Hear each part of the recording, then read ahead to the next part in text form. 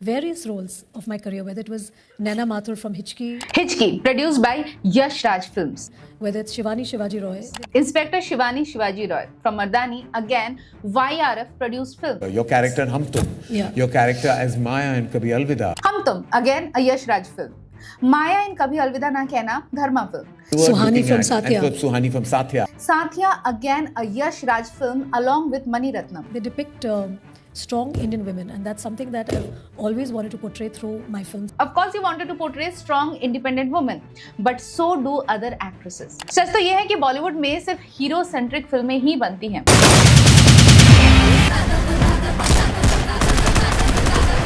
और अगर एक आध ये हीरोइन सेंट्रिक फिल्में बनती भी हैं तो मोस्टली इसके पीछे आपको एक इन्फ्लुएंसर पति या गॉडफादर नजर आएगा। But these heroines go on and brag कि मैंने तो हमेशा से वुमेन सेंट्रिक सोशल मुद्दों की फिल्में ही चूज की हैं। Being the voice of Indian strong women on cinema, I think that is something that I've always chosen. That is something that I've always chosen. Well Bollywood में ना चूज करने के लिए भी सामने ऑफर्स होने चाहिए, जो अनफॉर्चुनेटली बहुत सारी हीरोइंस को अपनी लाइफ टाइम में बहुत कम या ना के बराबर मिलते हैं, और कईयों को तो कई बार और बार बार मिलते हैं। And the irony is that it has nothing, absolutely nothing to do with the talent. तो आज बॉलीवुड के इसी डबल स्टैंडर्ड को एक्सपोज करेंगे, क्योंकि नेपोटिज्म के अलावा भी बॉलीवुड में एक चीज एग्जिस्ट करती है जिसके बारे में कोई डिस्कस नहीं करता, that how marriage and the power and access that comes along with it in heroines के करियर ट्रैजेक्टरीज को डिसाइड करता है, and how their marriage is a sort of transaction in getting them meatier roles in return,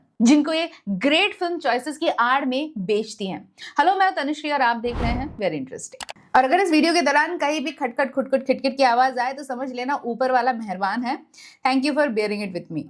रानी मुखर्जी के career की filmology को अगर टटोले तो देखेंगे कि इनका पूरा का पूरा करियर ही यश राज और धर्मा प्रोडक्शन की मेहरबानी पर ही टिका हुआ है। बाकी की बची फिल्में गोविंदा से नजदीकियों से मिल जाती थी। यश राज की आइकॉनिक फिल्म DDLJ, जिसकी मेन लीड काजोल थी और रानी से पहले से फिल्मों में ये सक्सेसफुल थी, दोनों कजन सिस्टर्स भी हैं। Now let's compare the filmology of Rani versus Kajol, where they played strong woman-centric protagonist roles. Kajol started acting career in the year 1992. अगर उनकी फिल्मोलॉजी देखें तो वो फिल्में जहां वो as a single woman protagonist दिखी गई वो थी दुश्मन, गुप्त, हेलीकॉप्टर ईला, सलाम वेंकी और माँ। वही Rani Mukherjee started her career 4 years later in the year 1996. उनकी वो फिल्में जिनमें वो फीमेल प्रोटैगनिस्ट का रोल अदा कर रही हैं वो हैं Mardaani 1 YRF productions, Mardaani 2 YRF productions, Mardaani 3 again YRF productions, Mrs Chatterjee versus Norway, Aiyyaa, no one kill Jessica, black, Hichki again YRF, Dil बोले हड़प्पा अगेन YRF, मेहंदी जो सलीम अख्तर की थी, जो उनके फादर के बहुत अच्छे दोस्त हुआ करते थे, राजा की आएगी बारात जो अगेन सलीम अख्तर की फिल्म थी, जो रानी के फादर राम मुखर्जी के बहुत अच्छे दोस्त थे।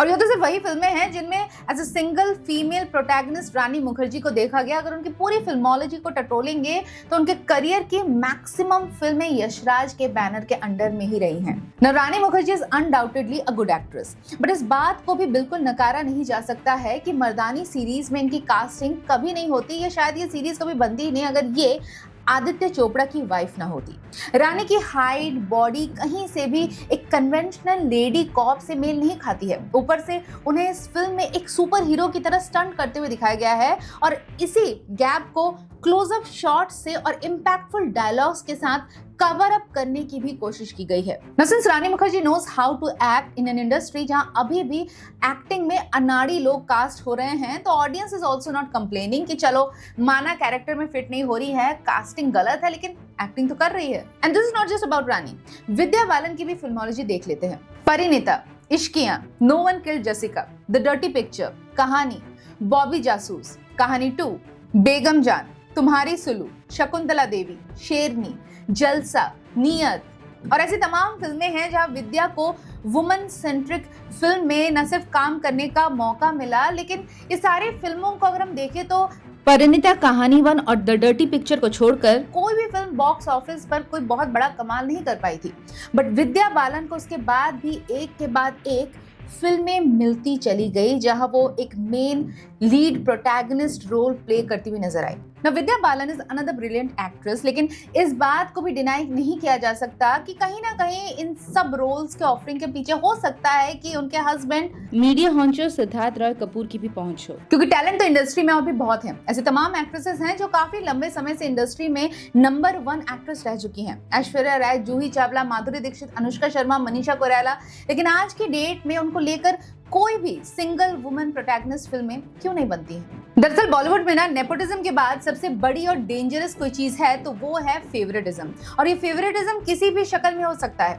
प्रोड्यूसर का अपनी बीवी को लेकर, या स्टार या डायरेक्टर बॉयफ्रेंड को अपनी एक्ट्रेस गर्लफ्रेंड को लेकर, या फिर कोई godfather like Karan Johar who has single handedly contributed a huge role in Alia Bhatt's फिल्मी career. Quality of the following actresses you wish you had. Alia. Me. Me. अब आलिया भट्ट की फिल्मोलॉजी को देखते हैं। Student of the year Dharma, 2 states Dharma, Humpty Sharma की Dulhania Dharma, Shaandaar Dharma, Kapoor and sons Dharma, dear Zindagi Dharma, ए दिल है मुश्किल में कैमियो रोल था धर्मा, बद्रीनाथ की दुल्हनिया धर्मा, कलंक धर्मा, राजी Dharma, Sadak 2, Mahesh Bhatt film Brahmastra Dharma, darlings produced by Alia Bhatt, Rocky and Rani again Dharma, Jigra Dharma and Alia. RRR में आलिया थी, which is not a Dharma film, but it was Karan Johar who insisted makers to consider casting Alia Bhatt. Not to forget कि Karan co-produced Bahubali and has a good relationship with Rajamouli. Highway and उड़ता पंजाब भी धर्मा films नहीं है, लेकिन even in these films Karan insisted on Imtiaz casting Alia, which is on record by the way. I actually sent her the script for Udta and I said you should do this role, and the director was not convinced that she could do it.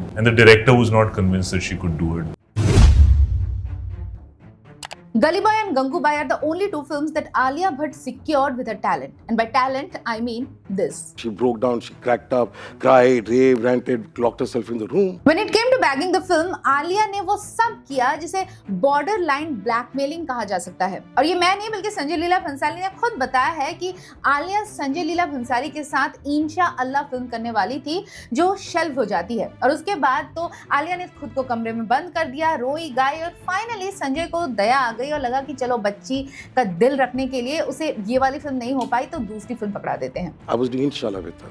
Then it suddenly got shelved. She broke down, she cracked up, cried, raved, ranted, locked herself in the room. Then I called her after 1 week and I said, "You're playing Gangu Bai." क्योंकि originally Gangubai के लिए रानी मुखर्जी को consider किया जा रहा था, और ये भी मैं हवा में नहीं कह रही हूँ, ये रहा प्रूफ। मैं असिस्टेंट डायरेक्टर था ना संजय बंसाली सर का। I think that time he was वो रानी मुखर्जी के साथ शायद बनाने का सोच रहे थे गंगू बाई। गंगूबाई काठियावाड़ी फिल्म की कास्टिंग में भी आलिया भट्ट लाख कोशिश और मेकअप के बाद भी कहीं ना कहीं एक मिडिल एज्ड वुमन नहीं लग रही थी। Of course she gave her best and she even got national award for it, लेकिन इसमें बात एक्टिंग की नहीं है। Gangubai is a character that resonates command, fear, respect and authority. वो शायद रानी मुखर्जी या तब्बू जैसे मैच्योर वुमन को ज्यादा सूट करते।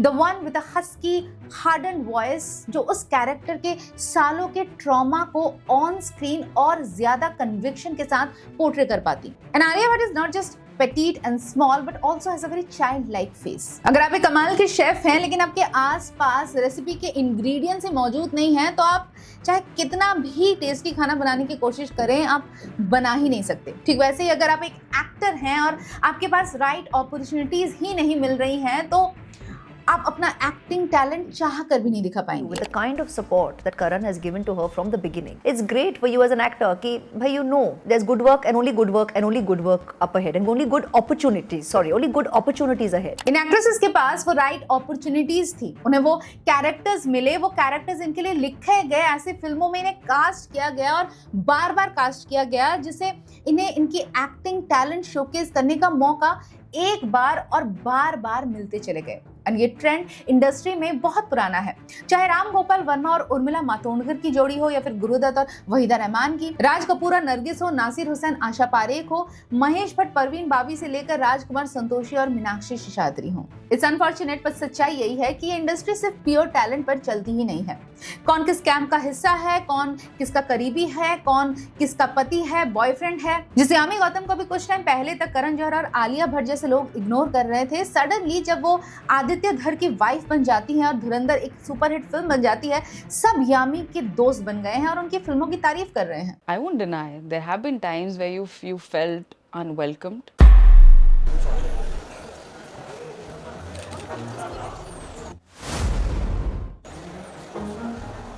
Where you felt you're not a part of this.